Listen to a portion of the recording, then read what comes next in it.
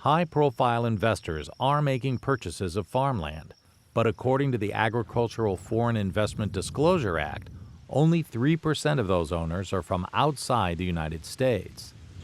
If you're looking at primary agricultural corn belt regions like Iowa, that we're only talking about less than a little over 1% owned by, has any ownership rights that is by a foreign buyer, right?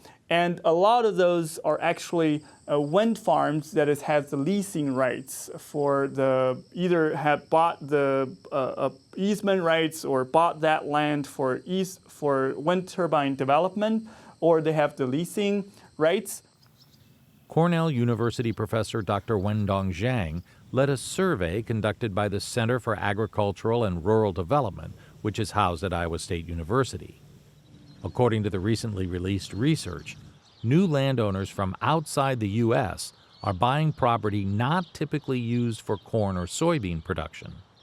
If you're looking at the reported data that the ownership statistics by the Chinese buyers is very low, that if you're looking at even the more recent purchases, that China is not even in the top 10. So the dominant buyers, the top buyers, Canada, and the top categories are often forest land or pasture, so they don't necessarily are in the area of Iowa, and think that they're more smoke than value in reading into how the land market is significantly impacted.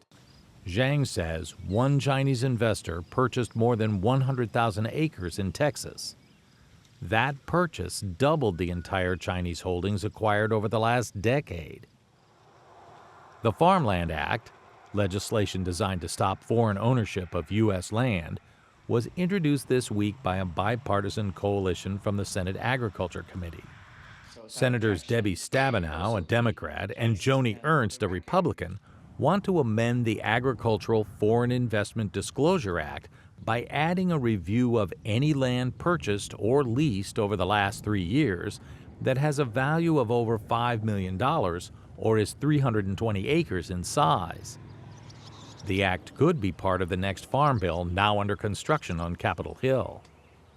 But overall, if you're looking at the Iowa Land Value Survey, that from the ag professionals and from the landowners in general, we find that over 70% of the land are bought by local existing farmers, and even the 25% of the investors are probably half of the investors are retired farmers. It's not necessarily the foreign buyer that is driving the land market. For Market to Market, I'm David Miller.